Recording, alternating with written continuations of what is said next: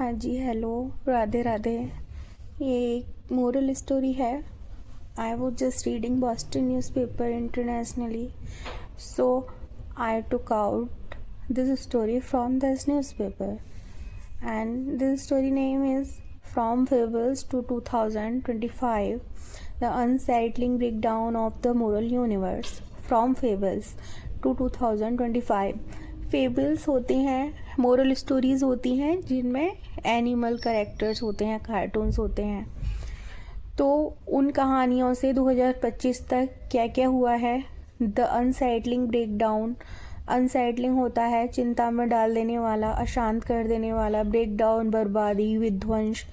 तो बहुत ही भयानक बर्बादी हुई है ऑफ द मोरल यूनिवर्स, जो मोरल यूनिवर्स है उसकी। तो फ्रॉम फेबल्स जब से हम कहानियाँ सुनते थे और 2025 आज तक, तो ये बहुत ही ज़्यादा अशांति बर्बादी हुई है मोरल यूनिवर्स की। और सही बात है, तब से लेके अब तक कितना चीज़ें बदली हैं और सारी की सारी चीज़ें कितना गलत डायरेक्शन में जा रही हैं। तो this is here are some stories a lot of us grew with up. तो बहुत सारी कहानियाँ होती हैं जिनके साथ हम बड़े हुए हैं। फर्स्ट, पहली, the fisherman and his wife, मछुआरा और उसकी पत्नी। यू रिमेंबर, आपको याद है, a fisherman catch a flounder, जो मछुआरा होता है वो मछली पकड़ता है। फ्लाउंडर मीन्स मछली, और ये सेंटेंस जो है वो टेंस जो है सिंपल प्रेजेंट टेंस है। फिशरमैन सब्जेक्ट है, कैट्स यहाँ पे वर्ब की फर्स्ट फॉर्म में एस लगा हुआ है, फ्लाउंडर ऑब्जेक्ट है। फ्लाउंडर एक नाउन होता है तो उसका मतलब मछली होता है, और जब फ्लाउंडर वर्ब होता है तो उसका मतलब स्टैगर करना, लड़खड़ाना, या फिर बहुत अजीब तरीके से बर्ताव करना, behave awkwardly. And the fish says it is enchanted, यह बहुत ही ज़्यादा मनमोहक है। एंड प्लीड्स, और वो उसे रिक्वेस्ट करती है, प्रार्थना करती है, टू बी स्पेयर्ड, छोड़ने की। द फिशरमैन थ्रोज, मछली को जो मछुआरा है वो फेंक देता है, द फिश बैक, मछली को। And goes, fisherman throws and goes home to his hovel. Hovel होता है एक जीर्ण शीर्ण बेकार अवस्था में, कोई घर हो गया, झोंपड़ी हो गई, एनी हट और any house in very bad condition, ramshackled condition, that is called hovel. वो अपने घर को वापस जाता है। हिज वाइफ सेज, उसकी पत्नी कहती है, you should have asked him for a nice cottage, तो तुम्हें उससे पूछना चाहिए था एक अच्छे कॉटेज के लिए, टू लिव इन, रहने के लिए। So the fisherman goes back to the water says, तो जो फिशरमैन होता है वो वापस जाता है उसी वहीं पानी के किनारे, वहीं जो भी वाटर बॉडी होती है उसके किनारे। कॉल्स टू द फ्लाउंडर, और वो उस मछली को आवाज़ लगाता है। And asked for a cottage, और पूछता है कॉटेज के लिए। गो होम, घर जाओ।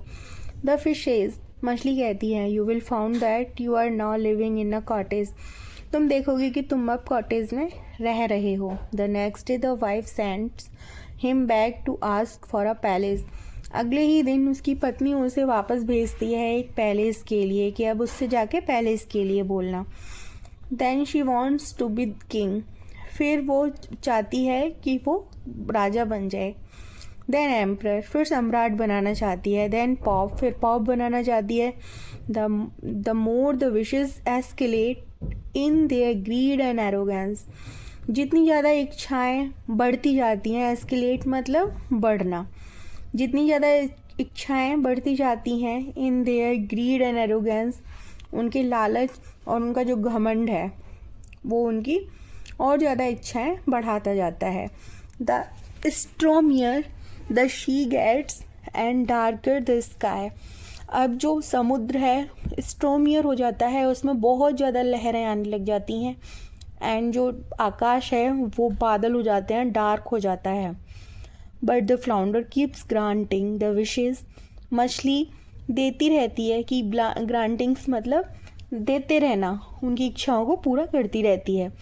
Until the women demands to be lord of universe, जब तक कि वो औरत डिमांड नहीं कर देती है ब्रह्मांड का ईश्वर बनने की।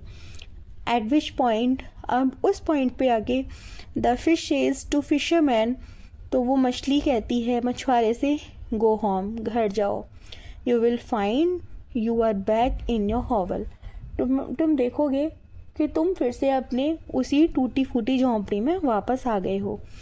Second, the empress new cloth. अब दूसरी कहानी है, जो सम्राट के नए कपड़े। One day con man come to town. दो आदमी आते हैं किसी भी कस्बे में, कॉल ऑन द एम्प्रर, किसको देखने के लिए, उस सम्राट को देखने के लिए, एंड टेल हिम, और उसे बताते हैं, they can make him the most magnificent set of clothes ever seen. तो दे कैन मेक, वो बना सकते हैं, हिम, उसके लिए, द मोस्ट मैग्निफिसेंट सेट, बहुत ही ज़्यादा शाही, मैग्निफिसेंट होता है एकदम ग्रैंडूर और मजेस्टिक, शाही कपड़े, सेट कपड़ों का जो उसने कभी शायद ही कभी देखा हो। But they will be made out of special cloth, but वो एक अलग ही तरह के कपड़े का बना हुआ होगा। दैट विल बी इनविजिबल, जो कि इनविजिबल होगा, दिखाई नहीं देगा, to any one who is unfit for his job और अ फूल, जो कि उपयुक्त नहीं होगा उसकी जॉब के लिए, अपने काम के लिए, और या फिर वो बेवकूफ़ होगा, उन लोगों को वो कपड़ा दिखाई नहीं देगा। The conman closed themselves away. अब जो कॉनमैन होते हैं वो अपने को बंद कर लेते हैं, ठीक है, एक दूर पे जाके एक क्लोजेट में बंद कर लेते हैं, and in great secrecy pretend to make clothes, और वो दिखाते हैं कि वो एक, ये बहुत ही ज़्यादा बड़ी रहस्यमयी बात है। प्रिटेंड मतलब वो दिखाते हैं, शो करते हैं, झूठा दिखावा करते हैं, टू मेक क्लॉथ्स, कि वो कपड़े बना रहे हैं और ये बहुत बड़ा सीक्रेट है। Flattering the emperor all the while by telling him how great he is doing to look. तो अब वो फ्लैटर करते हुए उस एम्प्रर को, उसकी चापलूसी करते हुए, उसे बहलाते फुसलाते हुए, ऑल द वाइल मतलब कंटिन्यूसली, ऑल द टाइम, बहुत मतलब पूरे समय के लिए, उसको ये बताते हुए, हाउ ग्रेट, कितना अच्छा, he is going to look, वो दिखने जा रहा है। फाइनली द एम्प्रर परेड्स, आखिरकार जो वो सम्राट है वो परेड के लिए जाता है थ्रू द कैपिटल, अपनी राजधानी में, इन हिज न्यू क्लॉथ्स, अपने नए कपड़ों में, दैट इज़ नेक्ड, जो कि कपड़े ही नहीं थे, naked means without cloth. Nobody wants to displease him, कोई भी उसको डिसप्लीज करना नहीं चाहता है, डिसप्लीज मतलब प्लीज न करना, खुश न करना, कोई भी उसको दुखी करना या नाखुश करना नहीं चाहता। So every one tells him, तो हर कोई उसे बताता है, how handsome and majestic he looks in the new clothes. तो वो कितना हैंडसम, कितना अच्छा और कितना शाही दिखाई देता है अपने नए कपड़ों में। Finally a little kid pipes up, अब फाइनली अंत में, अ लिटिल किड, एक छोटा बच्चा, पाइप्स अप वो होता है सडनली स्पीक, अचानक से बोल पड़ता है, एंड सेज, और कहता है, but he hasn't got anything on, but उसने तो कुछ पहना ही हुआ नहीं है, उसके ऊपर तो कुछ है ही नहीं। Which gives everyone else the courage, जो कि जो दूसरे लोग होते हैं हर किसी के लिए साहस देती है ये बात जो बच्चा बोलता है, टू स्पीक अप, बोलने के लिए, एंड एडमिट दैट, और मानते हैं, and emperor has no clothes, की जो एम्प्रर है उसने कोई भी कपड़े नहीं पहने हुए हैं। The moral of these stories is clear even to children. तो इस जो स्टोरी का मोरल है वो एकदम साफ है, यहाँ तक कि बच्चों के लिए भी।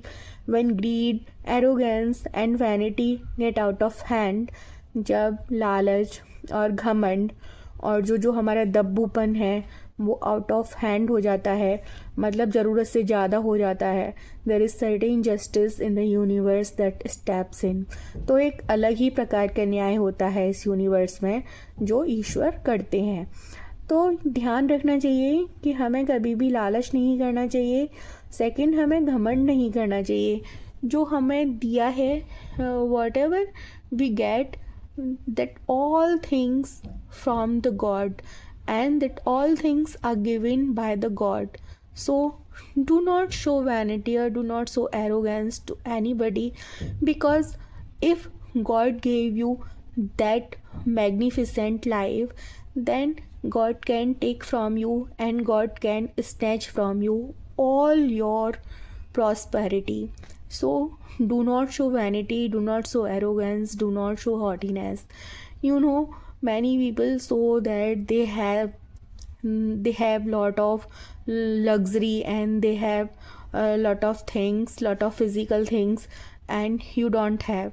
They always show as you are inferior and you are subordinate of them. So they always insult you to show that you have nothing, you have no money, you have no job. Don't do like this, because this is not fair.